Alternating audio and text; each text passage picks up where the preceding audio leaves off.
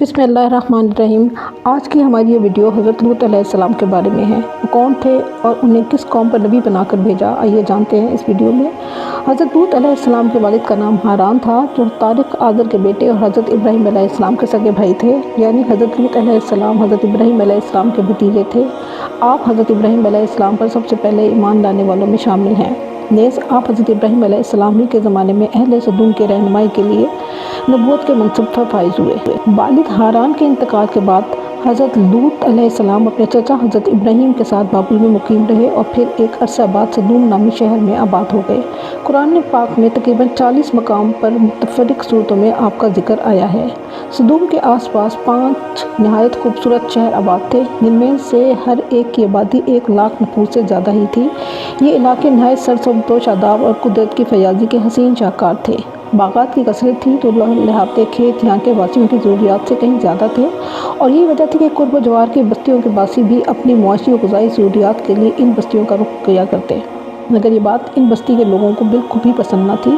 ان کے خیال میں ان کی بستیوں میں پیدا ہونے والے پھلوں، اناج اور سبزیوں پر صرف انہی کا حق ہے۔ ان کی شدید خواہش تھی کہ دوسری بستیوں کے لوگ ان کے علاقوں میں نہ آئیں، لیکن یہ انہیں منع کرنے سے بھی ڈرتے تھے۔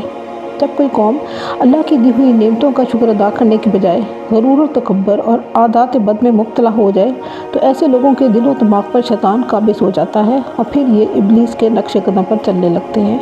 ایک دن بستی کے لوگ باہر سے آنے والوں کو روکنے کے طریقہ کار پر غور و خوض کر رہے تھے کہ ابلیس ایک بزرگ کی شکل میں ان کی محفل میں آیا اور کہا، اگر تم ان سے پیچھا چھڑانا چاہتے ہو تو میرے کہنے پر عمل کرو۔ اجنبی بزرگ کی یہ بات سب نے نہایت توجہ سے سنی اور طریقہ بتانے پر اصرار کیا۔ ابلیس نے کہا کہ کل بتاؤں گا۔ دوسرے دن وہ ایک خوبصورت نوعمر لڑکے کے بھیس میں آیا اور انہیں اپنی عورتوں کے بجائے مردوں کے ساتھ فعل بد کرنا سکھایا۔ اس طرح ابلیس کے کہنے پر اس بدکاری کے موجد یہ ملعون لوگ تھے۔ انہوں نے شیطان کے ایما پر ایک ایسا گناہ ایجاد کیا جس کا اولاد آدم میں اس سے پہلے کسی کو خیال تک نہیں آیا تھا۔ یہی وہ وقت تھا کہ جب اللہ تعالیٰ نے حضرت لوط علیہ السلام کو نبی بنا کر اس قوم کی اصلاح کے لیے بھیجا۔ حضرت لوط نے ان کو توحید کی دعوت دی اور بیہودہ حرکات سے منع فرمایا۔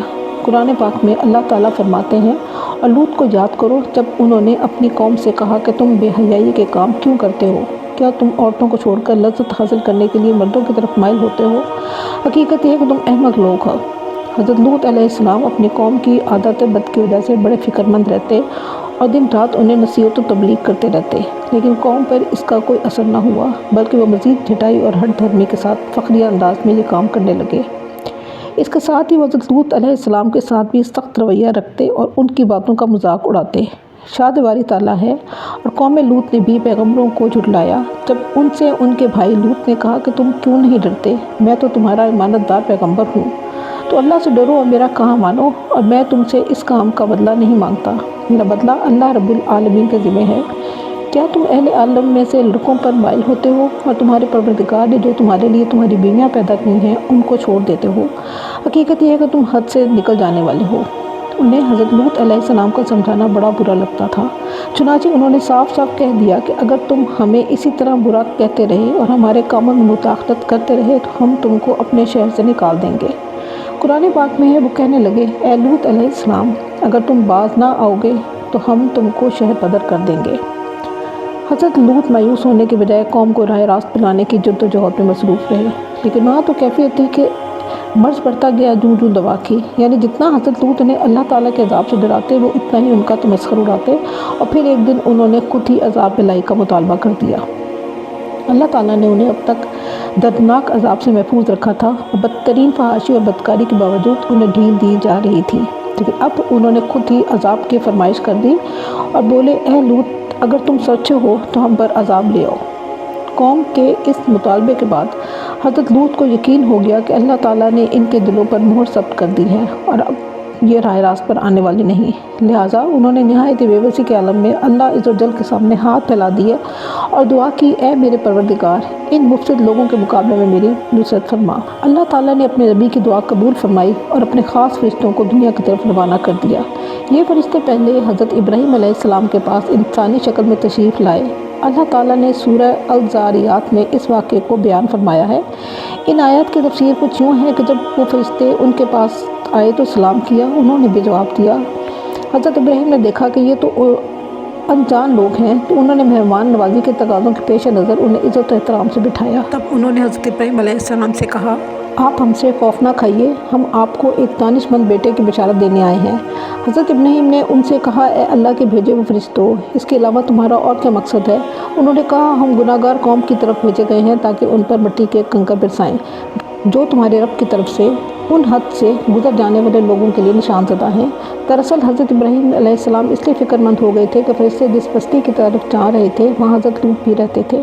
कुरान पाक में इरशाद बारी ताला है, हज़रत इब्राहीम ने कहा कि उसमें तो लूत भी हैं। वो कहने लगे कि जो लोग यहाँ रहते हैं हमें सब मालूम है, हम उनको और उनके घर वालों को बचा लेंगे, बजाय उनकी बीवी के कि वो पीछे रहने वालों में से होगी। हज़रत इब्राहीम अलैहिस्सलाम का डर और खौफ ख़त्म हो चुका था, लेकिन उन्हें इल्म था कि अल्लाह का अज़ाब कौमों को नीस्त व नाबूद कर देता है, और हज़रत इब्राहीम अलैहिस्सलाम नहायत रहमदिल और रफ़ीक़ अल-क़ल्ब थे। चुनांचे उन्होंने फ़रिश्तों से कौम लूत के बारे में फिर इस्तफ़सार किया, जिससे अल्लाह ने यूँ बयान फरमाया, जब इब्राहीम का डर और खौफ जाता रहा और उन्हें खुशखबरी भी मिल गई तो वो कौम लूत के बारे में बहस करने लगे। बेशक इब्राहीम बुर्दबार, नरम दिल और अल्लाह की तरफ रुजू करने वाला था। इस पर फरिश्तों ने फरमाया, ए इब्राहीम, इस ख्याल को छोड़ दीजिए, आपके रब का हुक्म उन तक पहुंचा है और उन लोगों पर कभी ना टलने वाला अजाब आने वाला है। हज़रत सादी फरमाते हैं, फरिश्ते हज़रत इब्राहीम से मुलाकात के बाद हज़रत लूत की बस्ती पहुँचे और दोपहर का वक्त वहाँ दाखिल हुए। जब वो सद्दूम शहर में पहुँचे तो उनकी हज़रत लूत अलैहिस्सलाम की साहबजादी से मुलाकात हो गई, जो वहाँ पानी भरने पहुँची थी। फरिश्तों ने लड़की से पूछा, हम यहाँ कहीं ठहर सकते हैं? लड़की ने जवाब दिया, आप यहीं रुके रहें, मैं वापस आकर बताती हूँ। दरहकीकत लड़की को डर हुआ कि अगर ये कौम के हाथ लग गए तो उनसे बदसलूकी हो सकती है। वो अपने वालिद हज़रत लूत अलैहिस्सलाम के पास तशरीफ़ लाई और सूरत हाल से आगाह किया कि ए अब्बाजान, शहर के बाहर चंद अजनबी नौउमर लड़के हैं, कहीं ऐसा न हो कि कौम उनको पकड़ ले। कौम ने हज़रत लूत अलैहिस्सलाम को मेहमानों को अपने यहाँ ठहराने से मना किया, लेकिन उसके बावजूद वो छुप छुपाकर उन्हें अपने घर ले आए। आने बारी तारा है, और जब हमारे फरिश्ते लूत के पास आए तो वो उनके आने से गमनाक और तंग दिल हुए और कहने लगे कि आज का दिन बड़ी मुश्किल का दिन है। मुफस्सिरीन फरमाते हैं कि ये फरिश्ते हज़रत इब्राहीम, हज़रत मीकाईल और हज़रत इसराफील थे, जो नहायत हसीन और जमील नौउमर लड़कों की शक्ल में तशरीफ़ लाए थे। हज़रत लूत ने जब इन खूबसूरत नौउमर लड़कों को देखा तो सख्त घबराहट और परेशानी में मुब्तला हो गए। उन्हें अपनी कौम की आदत कबीहा के पेश नज़र ख़तरा था कि न जाने कौम उनके साथ क्या सलूक करे।